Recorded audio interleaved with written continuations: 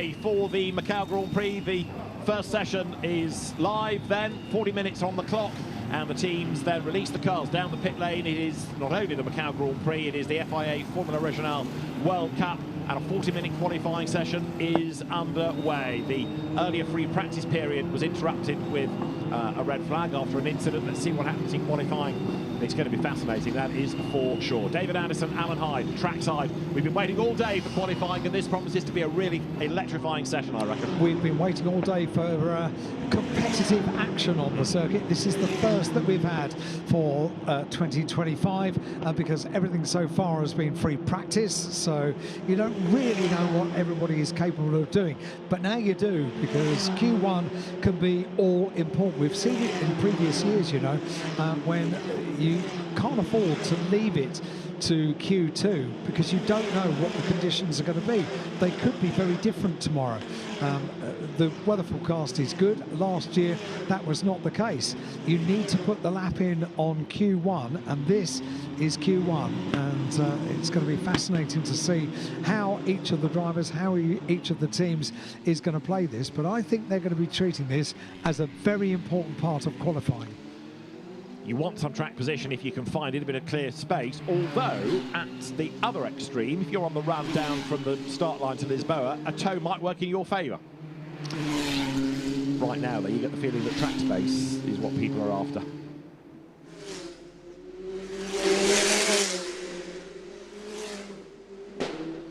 So here, Matteo De Pallo's onboard shown on the inset. This outlap is of academic interest unless somebody puts it in the wall. The next lap really is the first one that's going to have any representative lap time from it. So we're building up all the time. 40 minutes sounds like quite a long session, but it's a 6-kilometre long lap here, and you know, assuming that people don't have dramas, don't make mistakes, you can get a decent number of laps in, but you've got to be mindful. They get 4 sets of tyres for the weekend as well, so there's an element of tyre management, and I'm pretty sure they'll have tried to keep a fresh set for this. They may well want to do the same for the Grand Prix itself come Sunday. So the tyre allocation, the tyre usage, it's, again, risk or reward. Do we save a set for Sunday? Do we throw everything at a good qualifying time and then try and get up the order and preserve that on a slightly used set? This is where Macau experience from the teams comes into play, even if the drivers haven't been here before.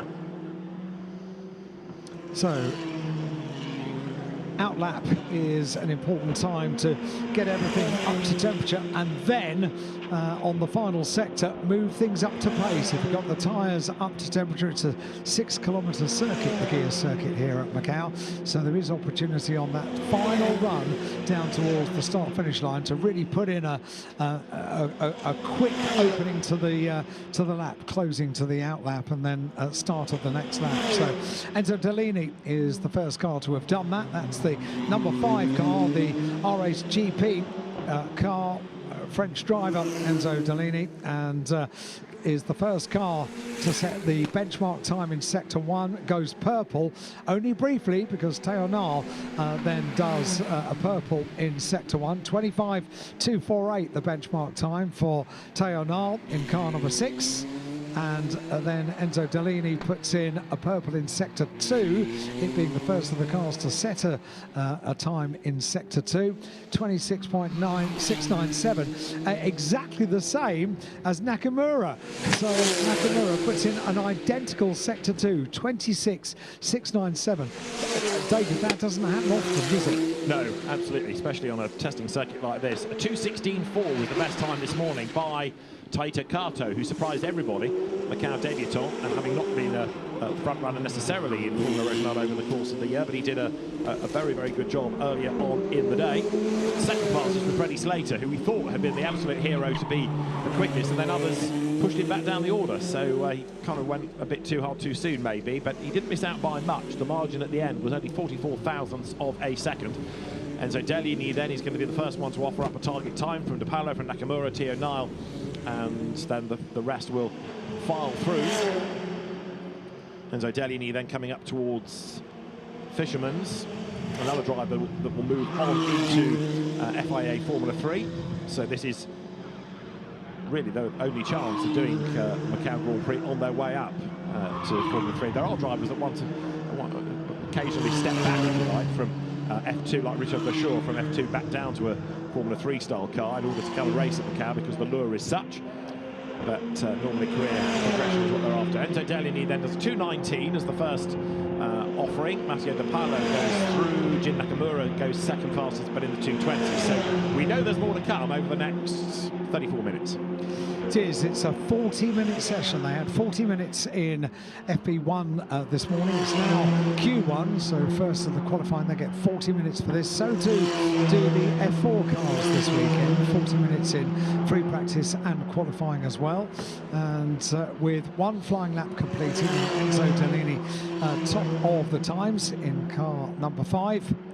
2:19.990, the time to aim for, and Teo Nile has once again put in a purple overall best in Sector 1. 2 consecutive laps he's done that now, so impressive is Teo in the first sector of the race, riding on board with Matteo De Paolo, third after the first of the flying laps. Purple for Nakamura in Sector 2, and Oscar Wirtz for the first time today has got purple in one sector as well, briefly in Sector 1.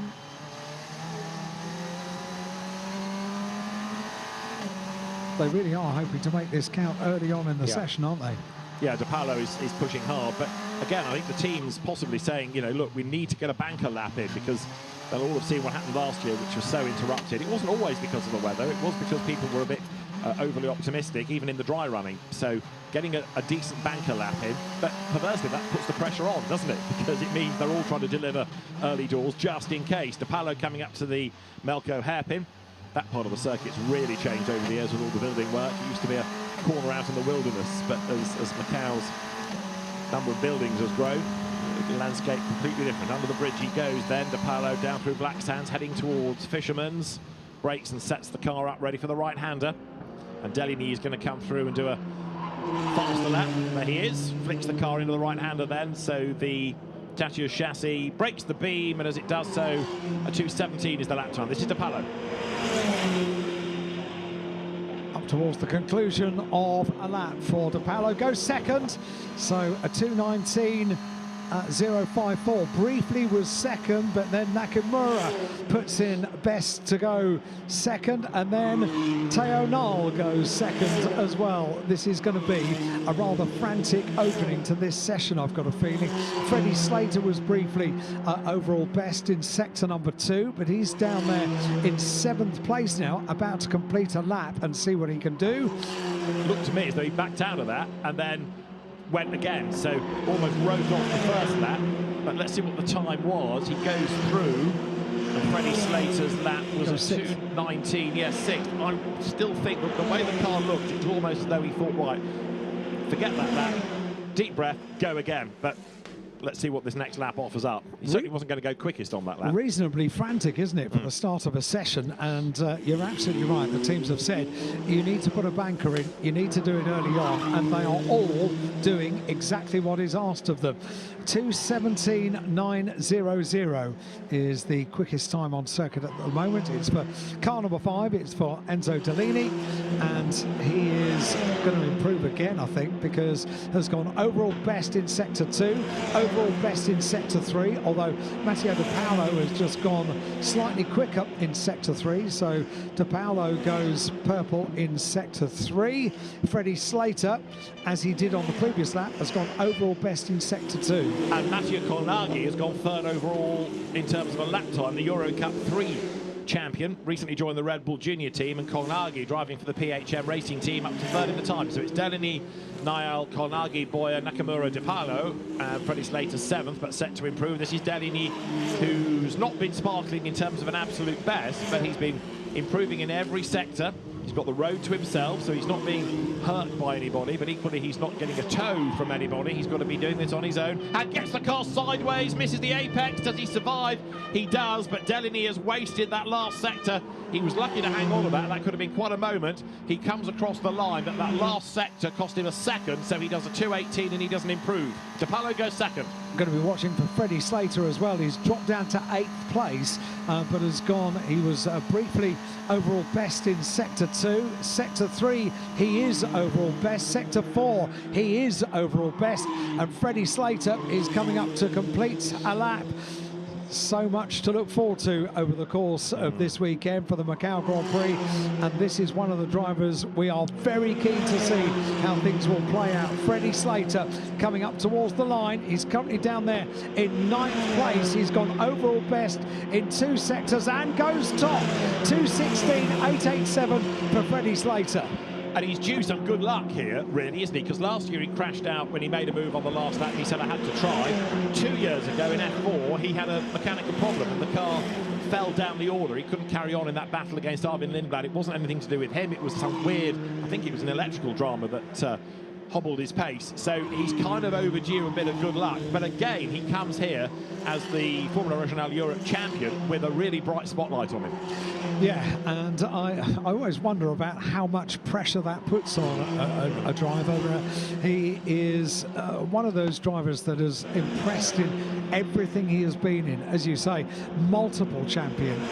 As soon as he came into car racing, champion in Ginetta Juniors, but not just a champion and not just able to clinch a championship, able to do so with rounds to spare, so it doesn't have to complete the rest of the year and win right the way through the season.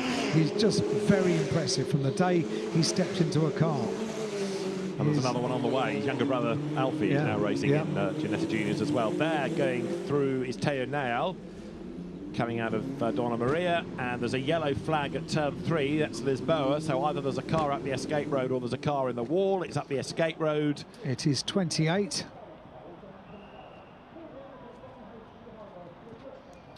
So Kiyoshi Umagaki it is, who's gone straight on up the escape road.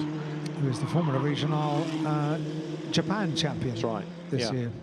With 7 wins, so he's been a quick driver. With a yellow flag out, in theory, people should not be improving now within that second sector. Coming up over the timing line. But this wave of driver ahead of that yellow flag, so they're all okay, but it's the next lap they need to be mindful of. So Freddie Slater the quickest, but he's yet to get to the end of the lap. And Teo Neal is up to 2nd, De Paulo 3rd, Charlie Wirtz goes 4th, and this morning star Taito Kato is up into the top 5. This is Slater looking to go quicker again than a 2:16.887, and he does so with a 2:16.321. It was an up and down lap that as well, wasn't it? Because he'd already gone through on Sector 2. He'd already put in that purple overall best in Sector 2. Sector 3 then was a little slower, and Sector 4 was a personal best, but with a purple in Sector 5, good enough to improve on the overall time. Car number 28, confirmation that car off on the circuit, which we identified as the Formula Regional Japan champion, but a 2:16.321 now is the time that everybody can aim for, and it's Freddie Slater, car number 11, top of the times. By half a second from Niall to Boyer to Paolo, and now, out of nowhere, Noah Stromstead is up to 5th. First time we mentioned his name all day. Hasn't been on page 1 of the timing screen all day, but Stromstead now, with an absolute best 3rd sector on that lap, puts himself up into the mix. He was an FIA Formula 3 championship racer with 1 race win, 6th in the championship this year gone. So he steps, if you like, down from F3 to Formula Regional, slightly less powerful car. And Noah Stromstead then goes 5th fastest ahead of Wirtz, Kato, Delini, Konagi, and another one we've not mentioned all day, now into the top 10, number 21. But we've seen it for quite a few years, haven't we, when drivers continue on their ladder and they haven't been victorious at Macau, they step back, almost taking a backward step back into single-seaters that they were competing in 1 or 2 or 3 years before. because they want to win here at Macau. There have been quite a few drivers that did it. Alexander Sims did it for many, many years, and a number of other drivers as well. They just want to have that on their, Antonio Felix da Costa, he was one that came back and won it again, even when he was competing in DTM, which is much, much quicker machinery and much more powerful machinery as well. But it rather proved it, and 2 times a winner here at Macau. Now that's Mari Boyer up to second, and 3 tenths back, or nearly 4 tenths back in fairness from Freddie Slater, but up to second in the times, Mari Boyer. So the order is starting to look rather different. Tasanapolin from Pubersac's just got up into 12th. So Freddie Slater the quickest, Mari Boyer second. And here, up towards the line, Noah Stromstead. So he's done 2 personal best, an absolute best. He gains 1 place on the provisional grid. Up to 4th goes Noah Stromstead. Bearing in mind that he doesn't know the car that well, been out of Formula Regional for a season, so he's having to dial himself back in, and he won't have raced one here, and he's never raced at Macau either, Macau debut. This is Matteo De Palo, who really does look as though he's got this thing by the scruff of the neck, but De Palo is only 6th at the moment. We mentioned Jose Garfias so far today, car number 21, Mexican driver, competing in Euro Formula Open, was 4th this year with 3 wins. He just put in an overall best in Sector 4. And we've got a yellow flag down at turn 3 being indicated. So once again, that's when Sector 2 goes yellow. It's the number 20 car of Enzo Ye. Chinese karting champion, but he's gone up the escape road. The good news is no damage, so the PHM racing car ready to rejoin Macau debutant Enzo Ye, the driver from Chinese Taipei. This is Matteo De Palo then coming up to the end of the lap. Personal best, personal best, personal best, personal best across the 4 sectors thus far. He's about to go right through Fisherman's and then up towards Arbend and the timing line. Behind him on the racetrack there you've got Teo Niel. And De Palo's got 1 more corner to go. It's looked quick, it's looked spectacular, but that's partly because it's a bit of a car to hang on to all the way around here. Enzo Deliani goes quickest, and he's done a 2:16.297. De Palo goes 3rd as Freddie Slater comes into the pit lane. Teo Niel now goes to the top of the times, 2:16.253, 44 thousandths up on Deliani, and the gap in FP1 was 44 thousandths between the top 2 come the end. Freddie Slater was into pit lane, so he started just a couple of minutes ago. Top of the times, is now down in 3rd place with Niel and Deliani both going a little bit quicker on that last lap. So Teo Niel with a 2:16.253. Top of the times. Freddie Slater in pit lane. Who else? Charlie Wirtz in pit lane as well. And we are 22 minutes of the session remaining, almost into the second half of the session. Which so far has been a good one in terms of the drama of the times, and the shuffling of the order. Yeah, okay. I'm not thinking about the other thing. No, okay. That is the elephant. But it has been good though, hasn't it? Yeah. Yes. Right, who else do we need to keep an eye on? Kanato Lee improved into the top dozen last time. Evan Gilter also getting himself onto page 1. And another driver, he just pitted, but has had a stronger second session. Timothy Kwarchuk, also here for the first time. The Euro Formula Open champion, but a race winner in GB3 in the UK, or the GB3 UK-based championship over the last couple of seasons as well. Timothy Kwarchuk getting himself into 8th in Euro in the Van Amersfoort car. 6 wins he had in Euro Formula Open this year.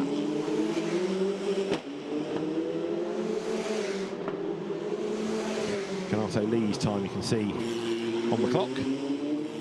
So Teofil Nial is the fastest, 2 minutes to 16.253. 44 thousandths up on Enzo Deliani.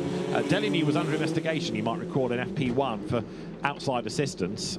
He was trying to get the car off the escape road. A marshal helped him, but it was decided that as he'd not been here before and it was a marshal, then we'll take no further action. But just don't do it again. Don't let a marshal help you. It's as much the marshal's fault, you could argue, as the driver's, but there was no judicial action taken. Right, the pit lane's getting very busy as a new set of tyres goes on for another run. So qualifying is by no means over. You could tell those tyres were starting to lose their edge because there were fewer improved sectors coming. So now there's a flurry of cars. If you're really unlucky, you might get waved to the scrutineering area, and that's what's happened to Matteo De Paolo here as he comes in. The technical officials say turn off the engine, so they will now roll the car onto the scales, make sure that it's of the correct weight. So that's going to lose you, around about half a minute before the car can be released down to the team. So we are pretty much now at the halfway point. 20 minutes of the 40 still to go. Yeah, so pretty much everyone down in pit lane at the moment, seeing this qualifying session over 40 minutes in two distinct halves, isn't it? Because normally we don't get to this opportunity, because normally we have a break in the session, a car that needs to be recovered or something like this. But this is how they would have planned to do qualifying if there wasn't an interruption. This is the ideal way to attack Q1. 19.5 minutes of the session remaining, and Matteo De Paolo now, having finished the technical check for coming into pit lane, is able to take up his place down in pit lane, and the team can tend to it and change the tyres. But opportunity for the drivers just to reflect and think about what lies ahead over the remaining 19 minutes of this session. Take a bit of water on board as well.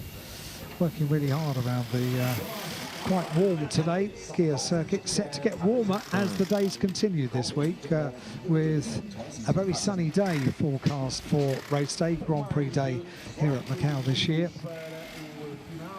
Up to 27, 26, 27 degrees on Sunday, which is something to look forward to, certainly for the spectators. Yeah, that's true. And spectators, there are many this weekend, not only for cars, but for the China Games as well. So there are other sports taking place here. There is more to Macau than just the Grand Prix. Keen to emphasise that, the first time they've ever held the China Games.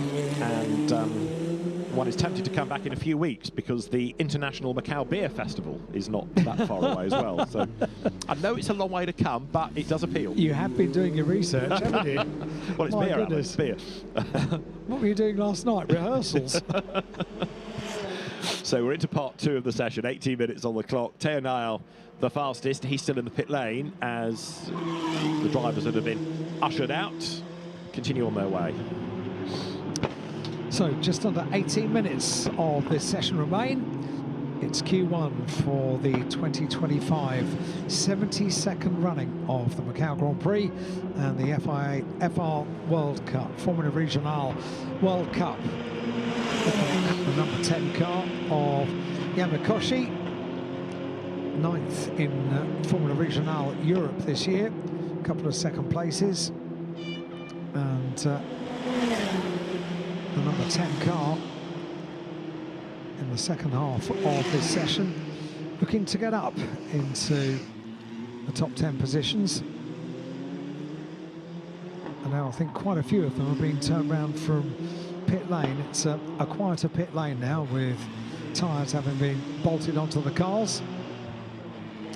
We have just had a session here at Macau without interruption. It was for the FIA GT World Cup, the Macau GT Cup, and I have to say this is going very well for the Formula Regional cars as well.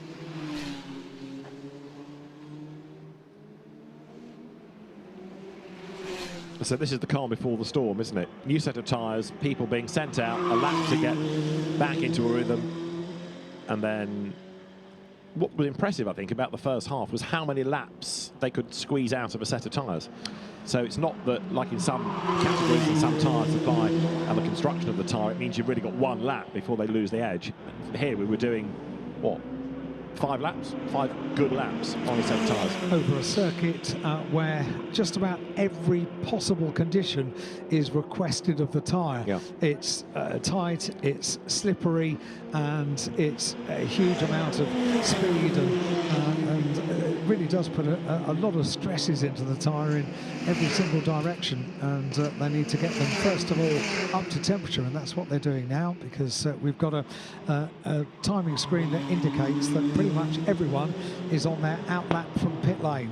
So this very much a qualifying session in 2 sections through design rather than circumstance. Yeah, exactly. Yeah.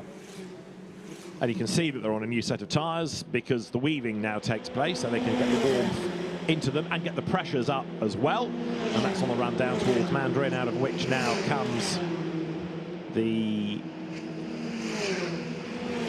car of Charlie Wirtz, number 8. Brakes hard for Lisboa, turns into the gap between the barriers, hangs the back out, but thankfully doesn't brush the wall. So Wirtz just a little bit keen with his right foot. Charlie Wirtz back at Macau, having raced here 2 years ago, but he didn't finish the Grand Prix itself. Crashed or retired from the race, but he was 11th in the qualifying race that year. Good racing family, of course, the Wirtzes. 2 brothers race now. Dad Alex got to Formula 1, and grandfather Franz Wirtz was a European rallycross champion going back to the 1970s. He was one of the first people to campaign an Audi Quattro in rallycross that really unlocked the four-wheel drive revolution.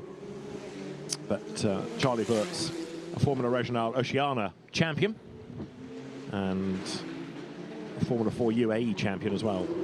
You can tell it's been a busy day with all the tyre marks at the bottom of the hill there. Yes. It's Paul Moorish. Lots of people have been locking up and going off there. It's 4:15 local time, and in an hour and 3/4, what you see as the Guia Circuit of Macau opens up, and it's normal streets of Macau for the evening. It's very much 2 faces of Macau for the 4 days of the Macau Grand Prix, and it's quite incredible that within really a few minutes or maybe half an hour after the Grand Prix completes at the end of Sunday, that all of the furniture that goes in to build the Macau Grand Prix, all of a sudden there are work vans in operation and lorries collecting up various bits of furniture around the circuit, and it's put away to bed. Must be a fairly large container that carries all the infrastructure that goes into the Macau Grand Prix, because the infrastructure is huge. Yeah, and it all works so well. It's superb. It has to be rebuilt the year after. Right, I think we're heading towards the relevant part of this second half, if you like, because now sector times, although they're not improving, they're getting close to the improvement part. So unofficially, Q1B starts now. With just under 13 minutes left on the clock for Q1 for the 72nd running of the Macau Grand Prix here on the beautiful Guia Circuit, and such a treat to come here year after year and to enjoy this young talent really in the opening years of their motor racing careers. When you look back, and we'll do that as we get closer to the Grand Prix on Sunday, and just remind ourselves of some of the names that have been victorious here at Macau. It's quite a list. Teonile is the number 6 car at the top of the times. The time to aim for is a 2:16.253. That's the best lap of this session so far, and it is only 0.04 of a second quicker than Enzo Dellini in car number 5 and Freddie Slater in car number 11. The margins are extremely tight in this qualifying session, which bodes very well indeed for an exciting 4 days for the 72nd Macau Grand Prix. Looking at the number 5 car of Enzo Dellini, he's gone personal best in sector 1, sectors 2 and 3 on this first flying lap after the change of tyres halfway through the session. There are a couple of personal bests coming in, namely for Charlie Wirtz in the number 8 car. He's gone personal best in the first 3 sectors and is about to complete the lap.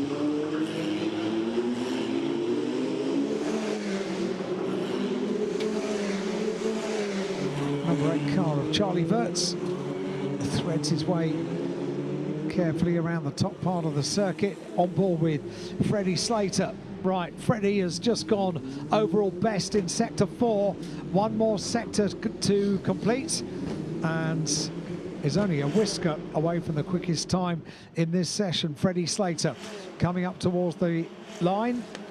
But his sectors 1 and 3 were quite a bit slower, but he still goes fastest. He still does it at 2:16.132. Those last 2 sectors, Alan, were absolutely amazing because he lost the best part of half a second in sectors 1 and 3 combined. Red flag, big off down at Lisboa, and in the wall, Yamakoshi. Here, Yamakoshi, absolutely right. And a red flag with 10 minutes to go. That might well be almost the end. It's going to eat into quite a lot of the 10 minutes because people have to come into the pit lane before we can get marshals on the track. And Yamakoshi gets out of the car. He understeers in, too quick, can't make the corner, and bang, in he goes. So the car needs to be pulled from underneath the barriers, then craned out of the way. And, well, no, apologies. The clock, of course, it does stop because it's a qualifying session, so we are going to be able to run to the end, forgive me. So everybody comes down the pit lane. And time is on our side. There is 45 minutes in the timetable between the end of the session after this and the roads opening. So the race director red flags the session, and we will hopefully be able to get back up and running. And Freddie Slater timed that lap to perfection, didn't he? Not really only did. was it the best, but just before the red flag. And what this may do is slightly waste this second set of tyres. You're right. They've got to get the tyres back up to temperature as well. The number 5 car, Enzo Dellini, went down the escape road when he came down to Lisboa. And that's under a red flag, and with marshals trackside, that will go down like a broken lift, I would have thought. Yes. So this is the quick bit, getting the car out of the way. So actually, shouldn't take us too long to be able to resume. But, you know, in years gone by, maybe you could have done that under a yellow flag. Not anymore. And Dellini going up the escape road sort of proves why the regulations don't let you have people trackside now. And it's always slightly disappointing when somebody does sort of nose into the barrier down there at Lisboa, because there is an option. So a decision has been made to try the corner and not go down the escape road, which could be the a huge difference, and certainly was for Yamakoshi on that lap. 9th in Formula Regional Europe this year, and the car now high in the air, being recovered by the crane down there on the exit of Lisboa. Red flag. We got to nearly half an hour of this session. Yep, we did. We did. So the cars, I'm just worried about these tyres because they're effectively going to have another heat cycle put through them, and that might not be perfect. Matteo De Palo out of the car makes me wonder whether that's his session done. De Palo is 5th in the times.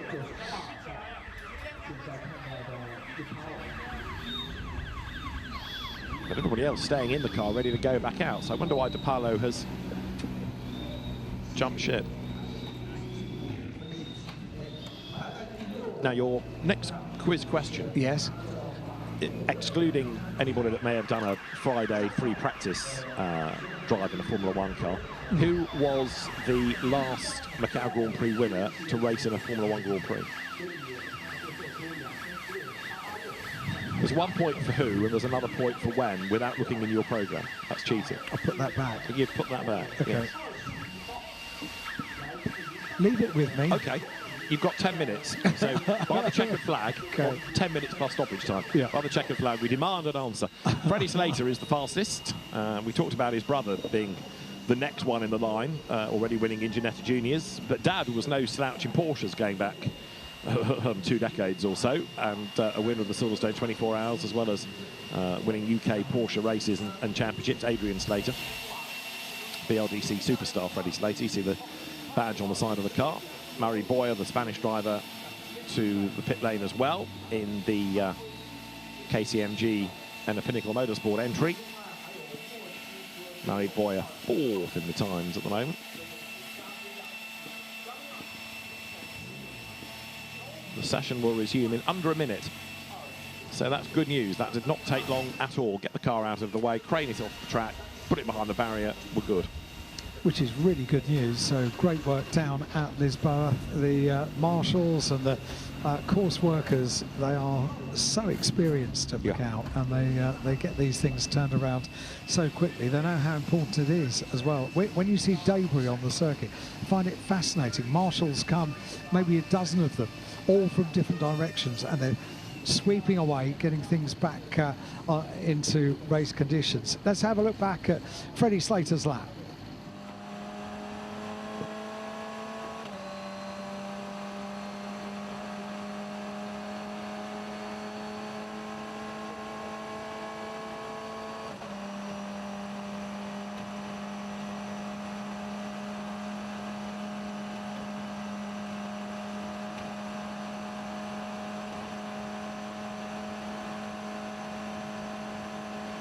So you're riding with Freddie Slater. Just to let you know, the green flag has been waved, so cars are making their way back out on track after the stoppage. This is Lisboa.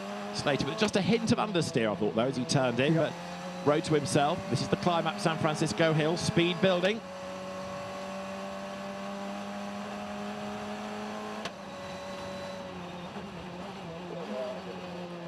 Drops through the gears, goes left, goes right, goes left, goes right, threads his way then on towards the Teddy Yip corner. As I say, cars out on track, but they're only on an out lap, so we're not missing anything. Staying on board with Freddie Slater for the lap on which he set the current pole position time.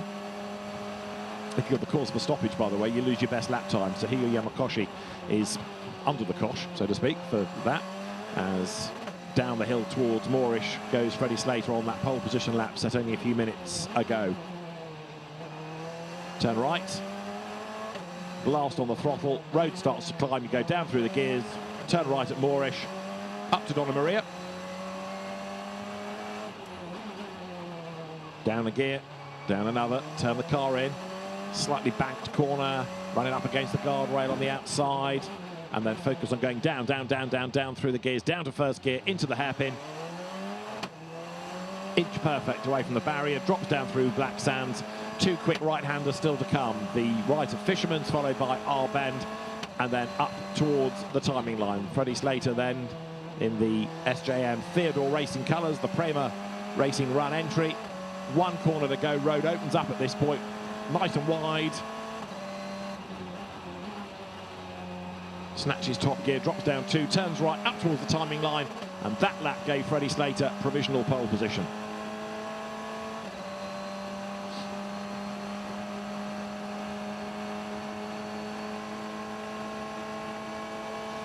These onboard laps are quite the treat, aren't they?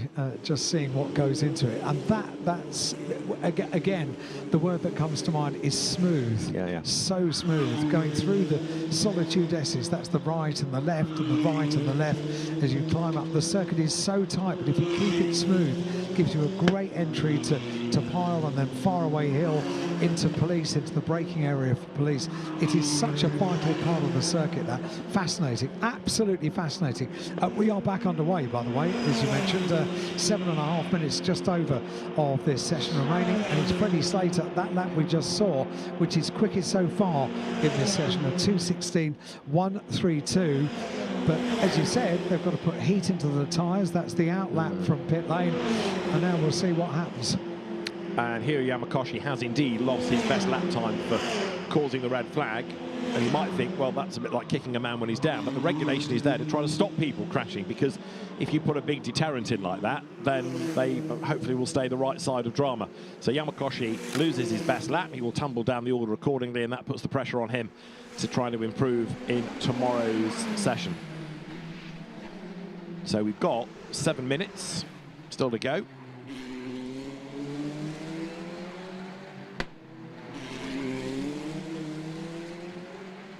And in fairness, people are pushing, because we are getting initial improvements in sectors as the cars then have 6.5 minutes to go. And you're looking at Enzo Deligny, currently third in the times. We did have a little bit of sunshine here at Macau today, but not very much. It was around lunchtime, and now it's just beginning to get a little bit darker here at Macau. Gets dark pretty much around 6 o'clock, and it's almost like a switch over 10 minutes or thereabouts, and it goes from daylight to night time, and the lights of Macau and everything about the night sky of Macau is unique and absolutely fascinating, and just a magical place to be, particularly in Grand Prix week, and made all the more special this week because Macau playing host to the national games here. So a huge sporting occasion over the course of this week with the Macau Grand Prix and the national games as well. Freddie Slater is pressing on. He's gone purple in sector 2. He's now personal best in sector 3, and then in sector 4 we've now got a yellow flag and a red flag. Yeah, there's a yellow at turn 12. Enzo Deligny had just got himself up to the top of the time, so Enzo Deligny has gone quicker, but Freddie Slater's not going to be able to complete the lap because we've gone red. So Slater, who'd done an absolute best and a personal best, can't finish the lap. So Deligny, by being first out, was able to get the lap in before the red flag. It's at turn 12, Slater pits, 5 minutes. There's going to be time just for one flying lap. It's going to be one lap only, isn't it? Yeah. And you've got to really make sure that you make the out lap. They did so well, didn't they? Half an hour they got through or thereabouts without a stoppage. And Let's now have a in look. the last 10 minutes we get 2 stoppages. Car number 27, Reza Siru-Ruthin in the Trident Motorsport car, competed in GB3 this year, did Reza, and 5th was the at the end of the championship in GB3. A win and a few third places, 3 third places and a third as well. So unfortunately that car coming to a bit of a stop and causing the second of our interruptions, second of our red flags. Yeah, Reza Seaworthen has never raced a Formula Regional car. They're a similar concept to a GB3 chassis, in which he has been racing this year. The British driver, as you saw, ran wide, bounced off the barrier, broken front suspension. So first time he's raced one of these, first time he's been to Macau, and it's been a tough day, not helped by that drama.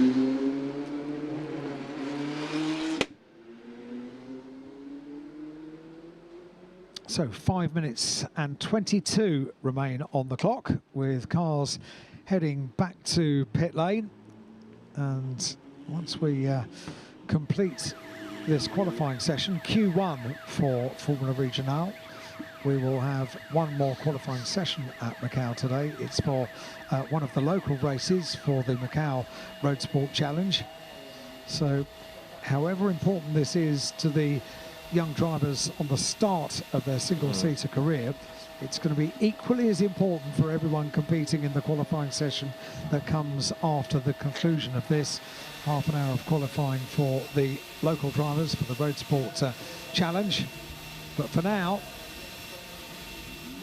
it's all about these young drivers on the start of their motorsport career, wherever it may take them, be it single-seaters or GTs or touring cars. They will forever remember the experience they had around the Guia Circuit at Macau. Reza Seaworthen will lose his best lap time as he has caused a stoppage. So Freddie Slater, with the crash helmet that he said he designed himself in a colouring book age 6, he sits in the car ready to go back out. One or two adjustments and checks being made just to make sure that everything is okay after rattling around the Guia Circuit. That was James Egotz's car, the Sansalot Racing entry of the American. It's a shame we weren't able to see the conclusion of Freddie Slater's lap, because he was on it, wasn't he? Yeah. Straight away. One lap to warm up the tyres and then bang, straight back on it. And we had just watched and enjoyed the previous quick lap that he had done. So, chance to have a look at Al Dahiri's car down in pit lane, competing in Formula Regional Europe, coming in 8th place this year. And that is Owen Tangavello, a French-Vietnamese driver. He has a Flemish-Polish mother, a Vietnamese father, and grew up in Paris, so very cosmopolitan. And there is Charles Leung, who's been a winner of the Grand Prix in Formula 4 during the COVID era. And he's been racing in Lamborghini Super Trofeo Asia this year, but has come back to the Grand Prix, back to single-seaters. It's a real contrast from a Lamborghini one-make to a Formula Regional chassis, but it is a bit. He's got the confidence to do it. When you've got a driver competing at their level, it doesn't take long to remember where it all goes. I do remember Antonio Felix da Costa stepping back from a BMW DTM car, and I think at that stage also a Formula E car to get back into one of the Formula 3 cars to compete here at Macau and win as well. And that was something that I questioned whether that will be an easy thing to do. And he said it all comes back to you very, very quickly. Doesn't really take very long. And great character and a great winner here at Macau.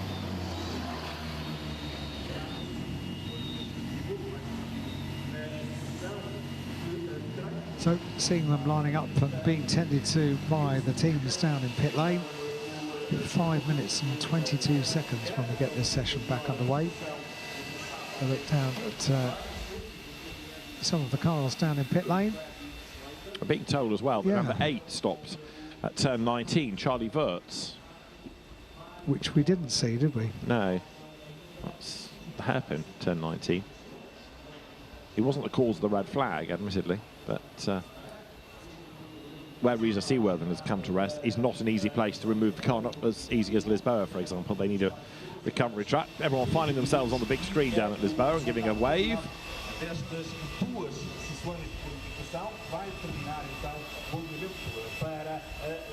So 1 or 2 gaps now in the order of the cars going up the pit lane as you have a look at 23, Taito Kato, who is still in the mix, 6th. 24 there, you can see also, is Kanato Lee. Came from Ginetta Juniors in the UK and a race winner in the Middle East Championship at the start of this season. ART Grand Prix, another experienced squad in Macau Grand Prix terms.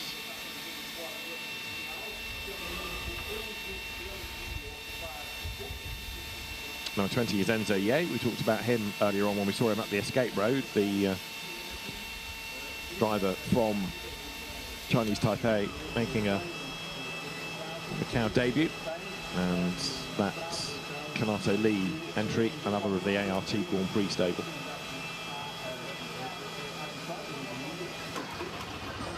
It's a difficult time for them down in pit lane. They were within sight of the checkered flag, if you like. Yeah. They were 10 minutes away from the end of this session, and they had to come down to pit lane, remain focused, stay in the zone for the final 10 minutes, and now they're having to do the same again for just 5 minutes of the session, and it could be critical.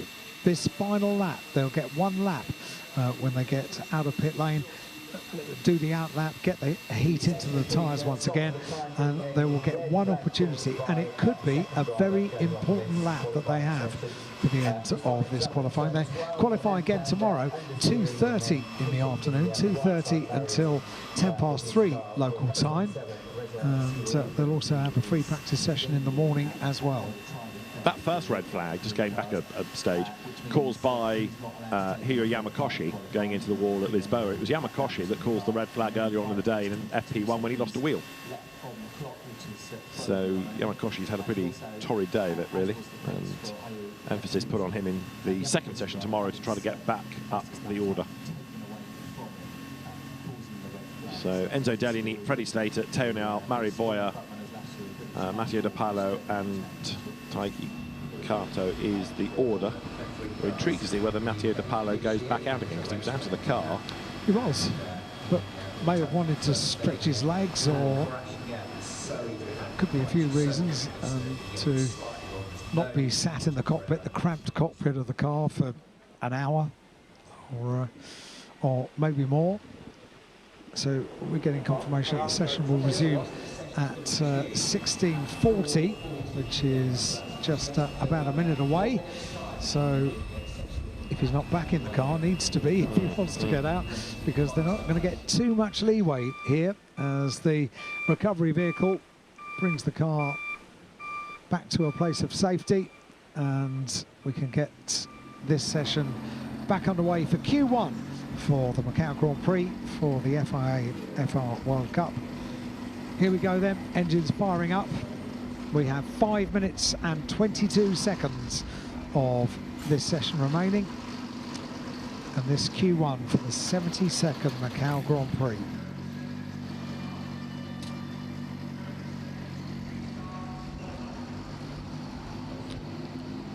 So within 20 seconds, the session will be back underway, and it's got 5 minutes and 23 seconds, as you see, on the clock. So time for an outlap, certainly one flyer. And if you're at the front of the queue, you might squeeze a second flying lap out of it. So this is where but only just. Everybody will be on their toes. Yeah, only just. Green flag show, we're back in business. Here we go. Let's get the session back underway then for Q1 for the 72nd Macau Grand Prix, the FIA Formula Regional World Cup. And cars thread their way down pit lane, about to get back onto the Guia Circuit. And this outlap from pit lane is going to be absolutely critical. You need to get a fair bit of pace on this lap. You need to get the heat into the tyres, but you can't afford to put a wheel wrong, because that, I think, would be critical to this session, wouldn't it? Yeah, absolutely. It would indeed. So everybody back out. And so now you've got to tread that fine line. You want to be quick to try to get another lap out of it, yeah. But you don't want to overstep the mark on cold tyres. Exactly right. No, you don't. Freddie Slater getting through the traffic. And you also want to get in a lap in this session, because you just don't know what tomorrow is going to bring.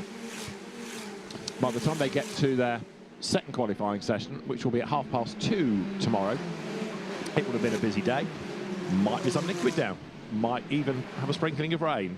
Something may have happened in the temperature to make it a slower track, so you've got to get lap times in here. Marshall trackside there over from Maternity Bend, watching the cars accelerate away. Again, Enzo Deliani, one of the drivers first out, R8 GP. Like last year, we do go with Chuku, putting themselves at the pit exit end, and that's paying dividends right now. He was superb last year, wasn't he? Absolutely superb. He was fortunate in as much as they were in the right place in the pit lane. The order of who goes where in the pits, I've never quite got to the bottom of, I'm afraid, but certainly being at the pit exit end doesn't half help.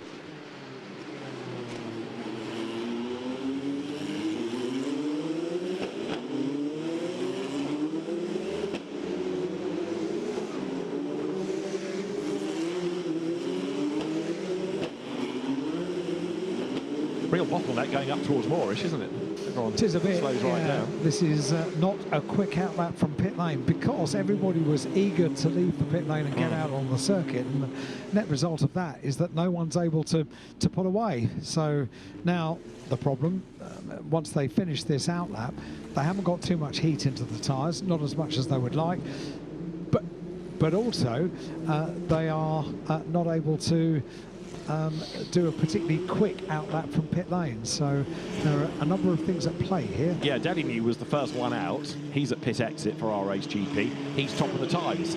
So he's not going to go that quickly to encourage people to do a quick lap, but he has now pulled the pin, I think, to try to get one lap in for himself. But what he'd like is to get a second in and nobody else. So he's stacked them all up. Now he flies. So what's he got as he crosses the line? 2 minutes and 20 seconds. And a flying lap is what, 2:16? 2:16.016 is the professional pole time, yeah. He's going to get another lap, and whoever is behind him on the road is going to get another lap. And that's probably about it. That will cover your 4 seconds. Yeah, you're right. And also, the question comes, how much heat were they able to get into the tyres running at a slow pace behind? Well, exactly. Not that much is your answer. So Deliani here has been very shrewd, and his engineer possibly has had a big part to play in this. As up San Francisco Hill now goes Enzo Deliani. Freddie Slater, you can see with the onboard in the timing graphic on the left-hand side, pressing on as well. He's got a clear racetrack ahead of him, so we'll start to see if any improvements are coming, and they're not coming, in fact, because Sector 1 not an improvement for Deliani. Sector 2, not an improvement for Deliani, nor does Slater go quicker in Sector 1. I'm not sure they will, because they've put now... how many heat cycles have they put into these tyres? This is the third. This is the third, yeah. So I'm not sure they will. Yeah, Slater, though, has just done an absolute best in the second sector. So if anybody can do it, he thinks he can, and he's proving the point. Delaney might be able to go better on his next lap, but Slater doesn't have a next lap in the system. I think Delaney will escape, but Slater will get the checkered flag, I would suggest. So he needs to hang everything on this one lap. Down he comes then, heading towards Moorish Hill. Down through the gears into Moorish itself. Go right. And Slater really is on the attack. Personal best sector 3, whereas Delaney is decent, but he's not improving in any of the sectors. Slater on the money coming out of Donna Maria now. It's tight, isn't it, Donna Maria? It's a long left-hander, then the run down towards the Macau hairpin, through the Macau hairpin, thrilling the eye of a needle, and then the circuit opens up, down through Black Sands towards Fisherman's, the right-hander, the penultimate turn on the Guia Circuit here at Macau, and then on to our bend and the conclusion of the lap. So overall best in sector 2, personal best in sector 3, and we'll see what happens in sector 5. Checker flag goes out. And here is Slater then to take it, so only the top 2 managed to get through for another lap. Slater goes fastest, he's done it right at the very end. Another yellow flag has come out, but Freddie Slater has gone fastest at the very end on a 2:15.708, 3/10 quicker than anybody else. And there is the reason for the yellow. Off the track has gone number 28, by the look of it, which is Kiyoshi Umagaki. Not for the first time we've seen him in trouble in the session. And he's, as you can see, broken the front of the car. So suspension damage, nose cone damage, checkered flag is out. So by the time people get to him, they should be at a slower speed anyway. So the session is allowed to run to the end. But Freddie Slater, right at the very end, then goes quickest. And you can see where the accident has started, because there's bodywork on the road as well. So Umagaki's car broken. That does kind of go against Enzo Delaney, doesn't it? Because he was on for another lap. Admittedly, it didn't start that well, but Delaney won't get a chance with the yellow flags out around the circuit. Just goes to show you can try and be as clever as you like, but circumstances can always change. Is Freddie Slater a circumstance? Because he certainly changed the order for Delaney. He most certainly did, yeah. Well, we know he's good. The Formula Regional European champion, and Freddie Slater with a lap, 1 absolute best, 1 personal best, 3 slower sectors, but added all together, fastest. Very impressive. Net result, a 2:15.708, and Freddie Slater, top of the times after Q1 for the 72nd Macau Grand Prix and FIA FR World Cup. There's so much to look forward to over the next 3 days, and that was a mouth-watering qualifying. He could have got all the way without a stoppage as well. Oh, don't look at me. Don't look at me. Within 10 minutes of that. I know. The other nice thing about this whole day for the FIA FR World Cup drivers, there's not been one dominant driver. You know, at different parts of the session, somebody else has topped the times. True. And it was coming out of Donna Maria where Umagaki got it wrong. You see the tyre marks, and then the nose cone has bounced up the road. So an unusual place to lose it, that. But Umagaki has had a good go at damaging the barriers at Donna Maria. So Freddie Slater from Enzo Delaney, the margin 3/10. Mari Boya 3rd from Teo Niall, Matteo De Palo, and then Matteo Colnaghi.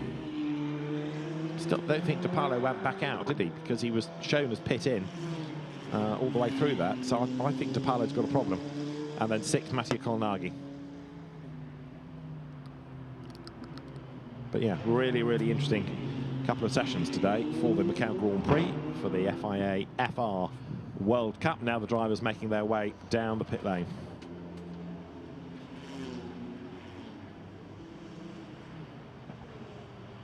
Confirmation after Q1, Freddie Slater is quickest at 2:15.708.